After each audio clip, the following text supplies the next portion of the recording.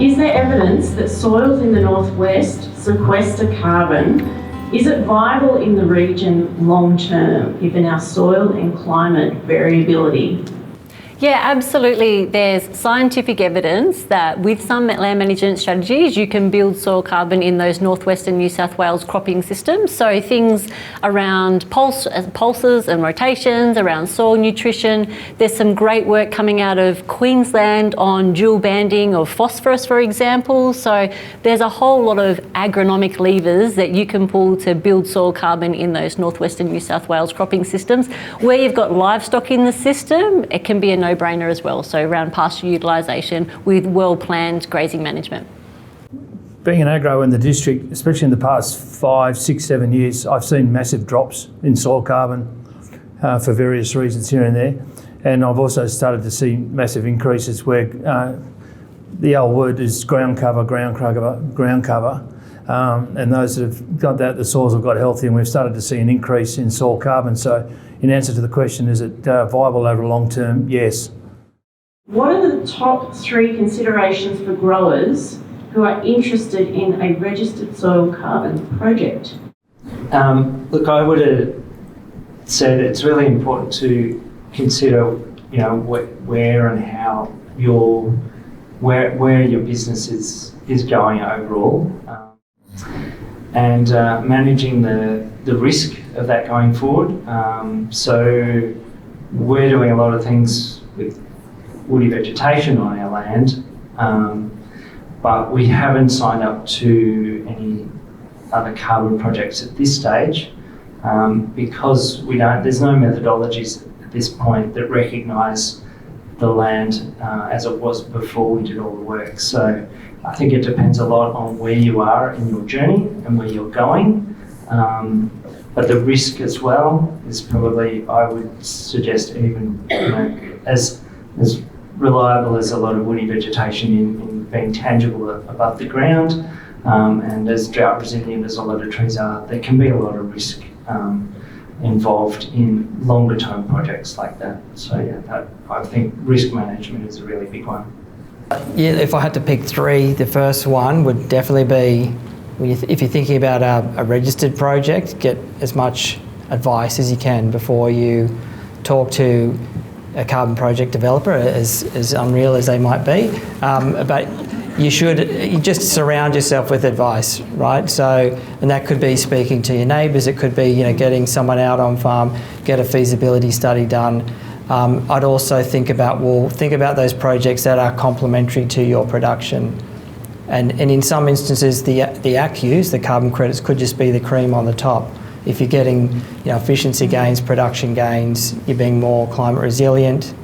I think they're things that are just good land management practice anyway. And think about how can that project be integrated into what you're doing. And I think I'm already at 3, but if I had to pick 4, think about the permanence as well. You can pick 25 or 100-year permanence. That they are big considerations when you're thinking about succession planning or sales in the future. And I'm not going to say anything about soil or anything like that, because I thought Lucina and Des Manthus were country music singers. Yeah. I think integrated into the farm business, that is key. Like, how do you make carbon the add-on, not the trade-off? And that's what it should be designed to be designed well. And that's what will de-risk the decision moving forward as well. When you're having those conversations with a carbon service provider, with your agricultural advisor, with your bank. The next thing is the size of the abatement. So it's either going to be, the size of the change in soil carbon, and that's determined by a few things. So your starting level of soil organic carbon, the practice change that can be implemented, and then the size over which you're going to implement that practice change. So there's a few things there biophysically which will either make it's a good decision for you, or perhaps it's going to be constrained. And then absolutely know your carbon service provider. So ask the right questions, and there's lots of frequently asked questions on multiple websites for carbon service providers. So around owning your own project, owning your own data, being in control moving forward on the land management actions that you're going to take place, and making sure that it's science-based and you're going to be supported in your carbon project. My question's to Macka. You talked about using some synthetic fertilisers So obviously you also use some organic fertilisers. Just what are you using, and have you got any good suggestions as what works well, especially as a carbon sink, but also for regenerating your pastures, etc.? Yeah, thanks.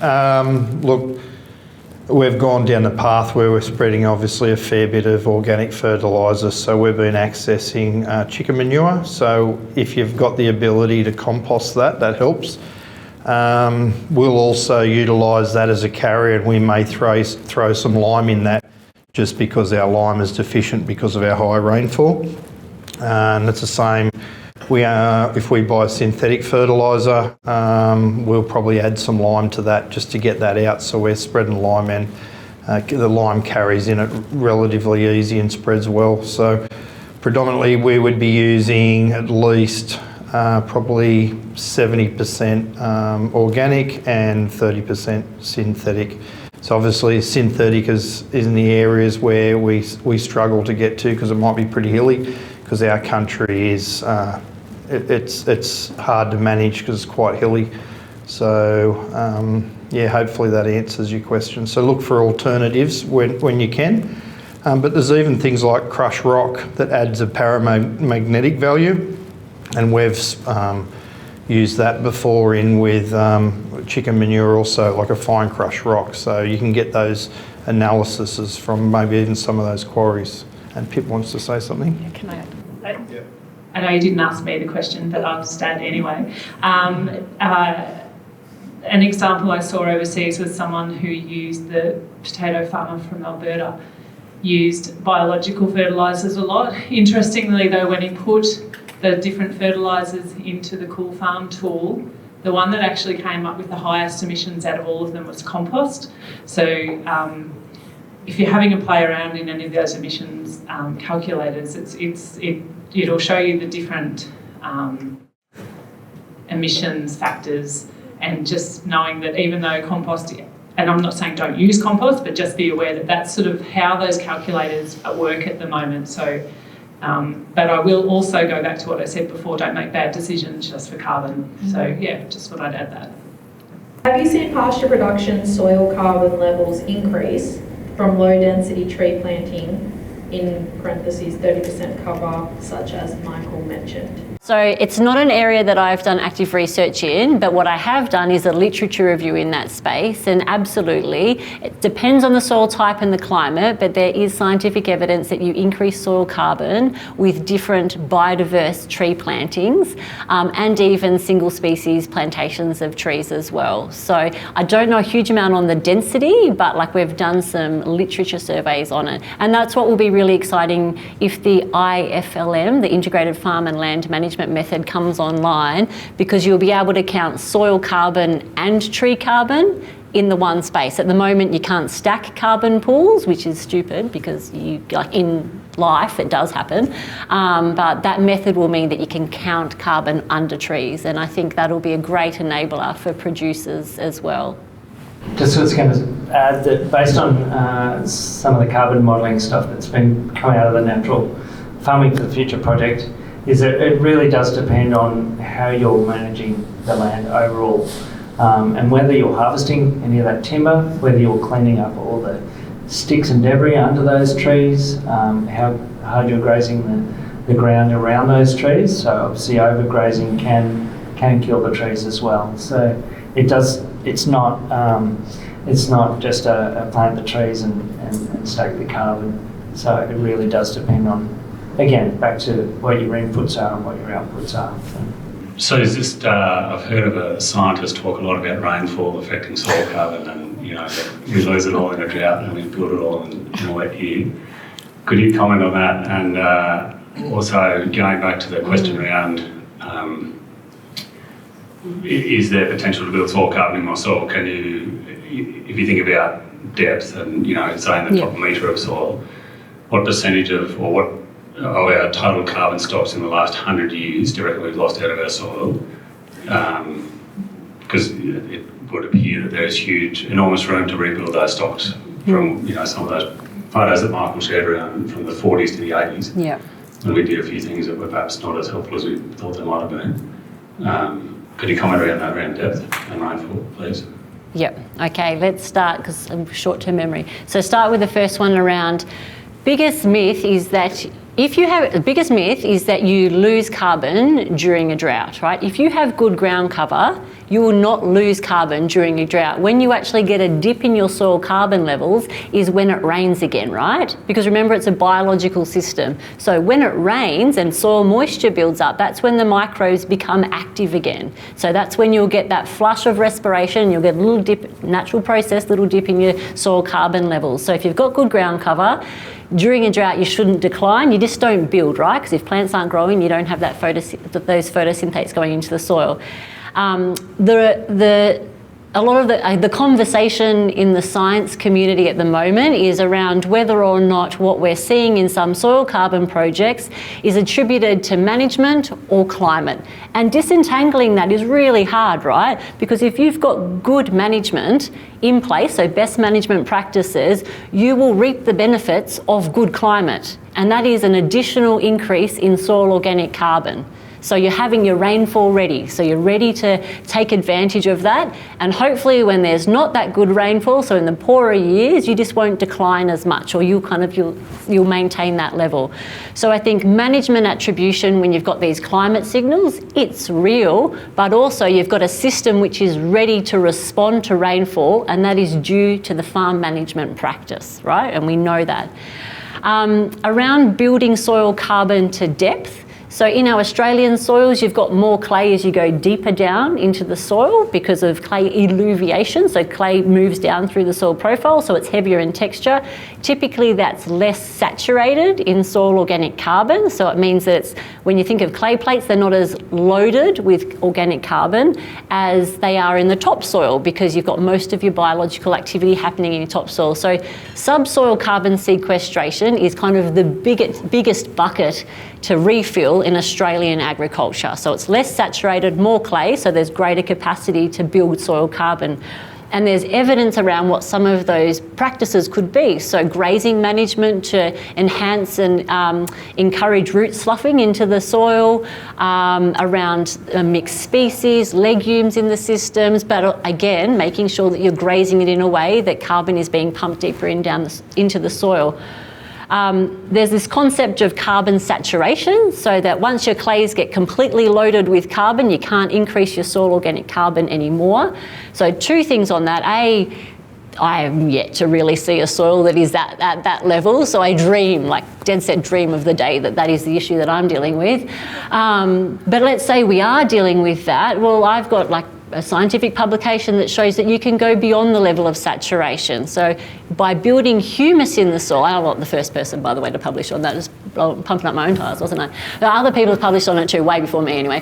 But anyway, I was just very specific in my publication. But, and what they've shown, much better publication than mine, by people who are much cooler in the science community than me, is that if you imagine you've got this mineral loading on clay surfaces, and then you've got almost these kind of, Elaine Mitchell describes it as like skyscrapers, so these little biological communities that grow off clays and stabilise carbon. So as long as you've got biological activity in the soil, yes, clay saturation is important, but you can go beyond that with stable stable carbon accumulation. So was that where you got, is that, yep, cool, right, got it. There are quite a few footprint calculators out there. MLA have got one, Ruminati, they just go on and on. What's the gold standard? Where should we go? So when we're talking this morning, we're talking about emissions and sequestration, and there are a number of tools and calculators which are out there. The tools that you might have heard of, the GAF tools, the Greenhouse Accounting Frameworks, put out by the University of Melbourne or PIC, and you might have heard of those. They're aligned with what we call the National Greenhouse Gas Inventory. So from that, we also have, say, the MLA calculators, and so the MLA calculator, the carbon calculator, is fantastic. It's based on the GAF tool. It also has information on where you can get that information from your data. So that's actually the MLA is it's a good little calculator. There's also a quick calculator too, which is worth mucking around with and seeing what it says. There's also a number of other calculators out there, and most of them are based on the GAF. And what I'd suggest to you is if you wanted to, some of them are free, some of them are paid subscription side of things.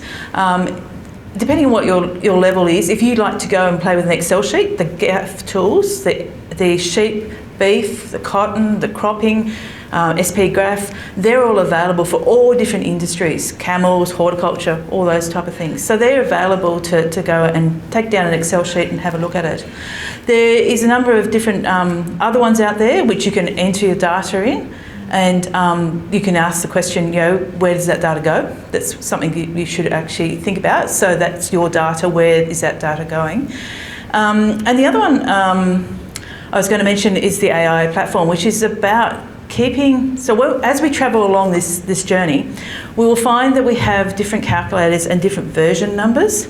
And so how do we keep that information to say that, we did that 3 years ago in that version, and keep that information so we know what we used at that particular point in time? Because as we go along, some of these calculators will have add-ons on them. So as we know more, hopefully we'll get things that will be added into those calculators.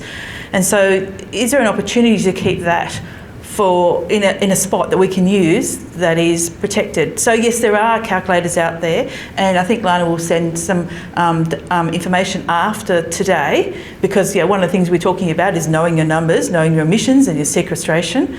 And so Lana will send out some links to some of those calculators. Some of them are really easy to do. The Look-See, for example, if you're interested in the ACCU scheme, it's a really CSIRO program that's really easy to use and takes about 5 to 10 minutes.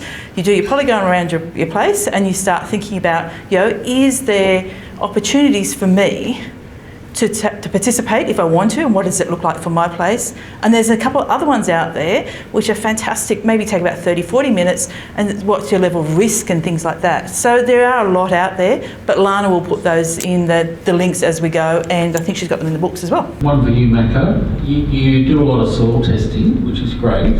Could you explain how you go about that? What lab do you use? How do you decide your soil sampling areas, the whole thing? So look, we soil sample in the exact same position every year. So and I don't do it, I'm actually not allowed to do it. But we have a GPS coordinated spot that every year in February we'll go to those exact spots, and you can understand doing 1,400 soil samples, it takes a bit over a week to do that. Where the soil sample goes, that's not a part of my role. That's managed by our agronomist, and then the data from that soil sample is then sent obviously back to him, and then also it's been going to Dr Julian Hill, who we chose to oversee and manage our carbon program. So the reason we chose him, he wrote the legislation for the previous federal government, and we thought, well, we may as well try to get someone that definitely, because at the time when we started, it was in its infancy, so we thought we needed to go to someone that had a proven track record. So where we exactly send it, I'm not 100% sure, but there is registered labs right across Australia that are actually on the ERF database, I think that's correct, and you can choose to send those soil samples there. You can take a soil sample and send it off for yourself just to see what your carbon level is, but if you're going to enter into a program, you have to obviously outsource that. Hope that answered your question. Thanks, buddy. Oh, can I just say, so it's just making sure that and it would be for you, that the labs are NATA accredited for that test, right? So this makes it standardised, and dry combustion analysis. Just for Macka, you go to the same spot, but my understanding, maybe Suze might be able to help with this part, is that under the ERL or the ACCU scheme, it's randomly selected. You're going to the same spot because you're in the voluntary market, is that right? That's not a requirement of your project? I can't probably answer that exactly. Again, we're quite a large family operation, and we have to outsource people that we expect know what they're doing. But we chose to do that, and I chose to do that because I believe that that's given us a true representation of that paddock. So we topographical mapped, and we heard it here, we broke all of our paddocks into 3 zones, high, medium, low and 4, and conservation. So then we use that data then from all those multiple soil samples to then variable rate spread to lessening our input costs. Look, I think it's that GPS coordinates within a metre by a metre, so it's pretty well in the same area. But to me, I think that's the best way of measuring, because we're getting that exact data from that same area. And I'm telling you that I'm definitely not going to that spot and putting in extra chicory or anything like that, you know. But I tell you, I'm thinking about it now. You mentioned before about, Stuart asked about soil profile. It's very important for getting carbon deeper into the soil, and we've found that using multiple grass species that work together above the ground as long as possible throughout the year, but also working in harmony below the ground. But some roots like chicory and certain clovers that actually have a prominent root that goes deep, and then that's where we're getting deeper carbon into the soils. And I said we only measured 30 centimetres. We have checked a bit deeper. In some of our country we will be starting to measure deeper, but then again it's more soil samples that we're going to pay to get tested. So this whole project that we've done that on our own bat, so we haven't received any assistance or help, but there is help out there. Hopefully that answers your question. I can give you Hayden's phone number and you can quiz him on that. So for monitoring, repeated locations, like that is what is best practice. So you go back to the same area all the time. For the ERF, you're exactly right. So it's so that you can't game it, right? And you're doing carbon estimation areas, so it shouldn't matter where you are in that paddock, but for monitoring repeated location. I'm going to ask a question. I've got the mic.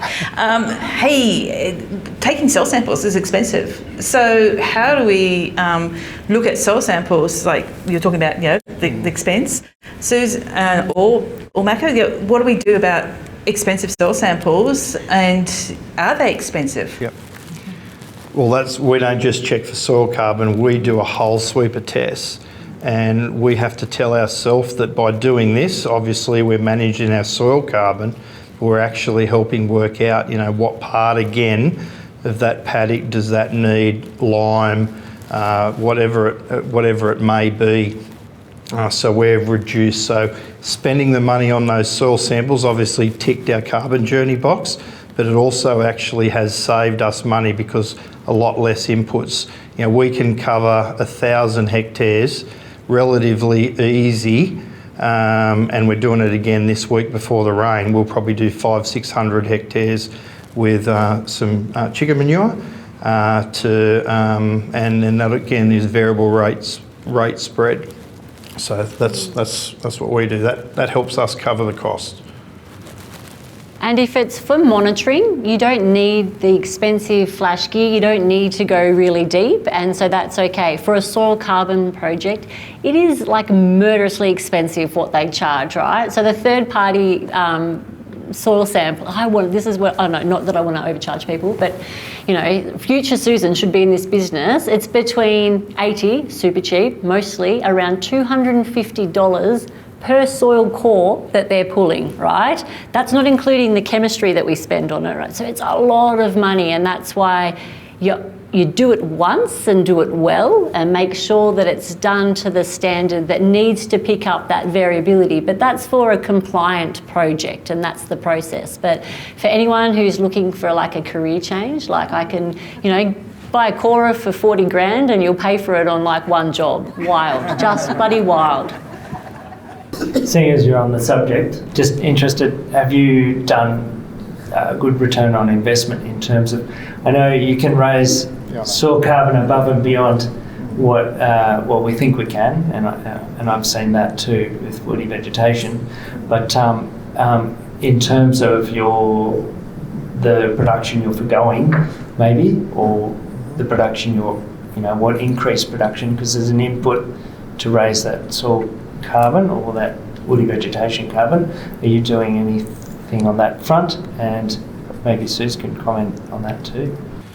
Well, I'll go back to my father. He's pretty wise, 86. He says, you'll have to go down to that money tree down the back again. And he said that since I was a little kid and I never knew what it meant. Look, as I said before, and farming for the future, we're investing in our in our operation, our property. Yeah, look, we crunch the numbers on a regular basis and everything we do, and it's just mind-blowing what it actually costs to do anything. But long term, our long-term goal is to be more productive, and yeah, look, we're running more cattle. We would probably have, at least 3,500. The figures come through before because we're doing a valuation tomorrow, but we'd have 3,500 breeders and 500 stud cows, and we weren't running that 4 years ago. I often say it's cheaper to improve our own, cheaper to improve the country that we've got instead of going and buying more country. So we want to grow. Our goal is to grow our beef operation, and it's cheaper for us to invest in the current land that we have and make that as productive as possible than us at the moment going to buy more country. And I did say it yesterday, if you're looking for a share farmer, I'm over here. But yeah, we're looking to grow, but yeah, hopefully that answered the question. So we'll start with Sue. So 30 seconds to 1 minute. What's your key take-home message for the audience today? Designed well, soil carbon projects, that registered soil carbon projects can be a key enabler of practice change. So they can be really good for farm business.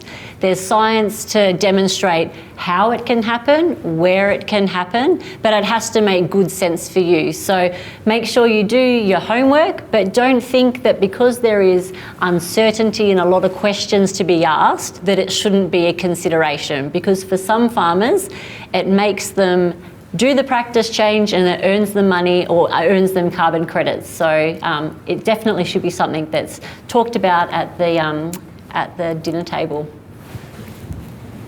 Thanks. For me, it's pretty simple. A measurement is information, right? Understanding your sources and your sinks, it helps you understand, what's happening on your farm, and measure and remeasure. Just understand what the trends are over time. Take that first step.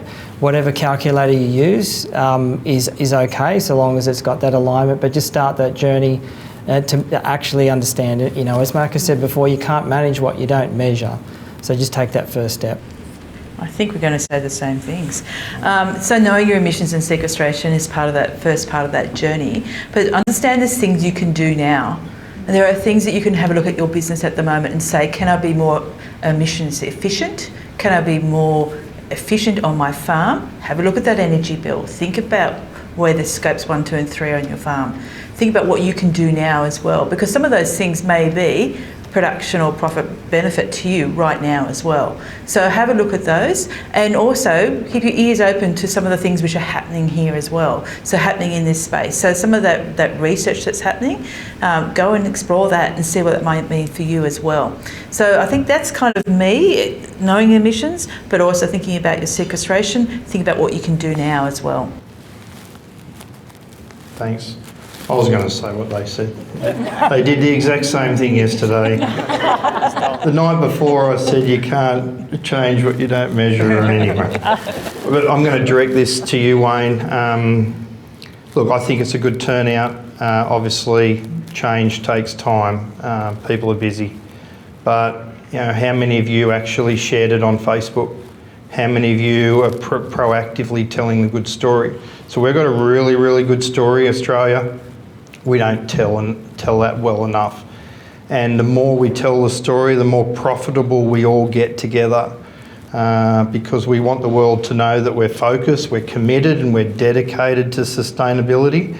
And it's important that you actually reshare, you comment or like someone's post. It's not against the rules to like your neighbour's post. On social media. A lot of people like our posts, on the farm. But I suppose my take home for this is, and I truly do believe, and it's back to what you just asked me, sustainability can equal profitability.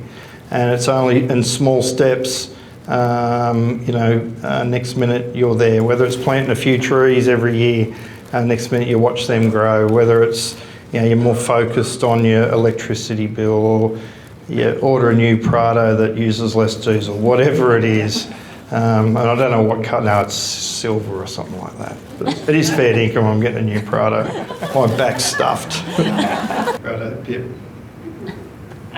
Good question. I've been speaking with a few social scientists in the last year or so around my topic, and one thing I've taken away from it is that the biggest reason that we don't get adoption is because it's not a social norm. So in order to make it a social norm, we need everyone in the room, whether you're a farmer or whether you're a consultant, doing it. And so if your neighbours can see you guys doing it and talking about it, and your clients can see you doing it and talking about it, they're happy to start doing it and talking about it, and becomes a social norm. And that's how we get more people engaged. I'll probably back up what everyone else has said.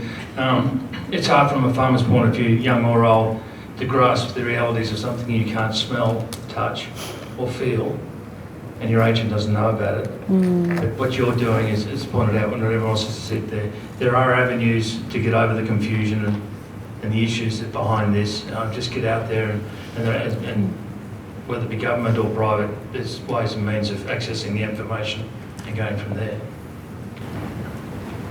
Well, I'm going to disagree with everything. No, I'm not going to. Look, I think I always said doing is the colours for change, and farmers are really good at doing. And we don't know everything. As I said, it's a really complex ecosystem that we live in on farm. But if you get out there and start doing stuff and observing the changes, it doesn't take long to figure out a lot of things. Some things take a while, but and then if it's all a little bit overwhelming, thinking globally but acting locally is really important. So everybody's context is very different. So sometimes it's easier just to turn off the news, turn off information, and do something in your backyard, because that will bring it all back to reality. And like Andrew said, you can show that to somebody else. Wow, I feel like there's so much information today. Honestly, this is an amazing lineup of speakers. A big thank you.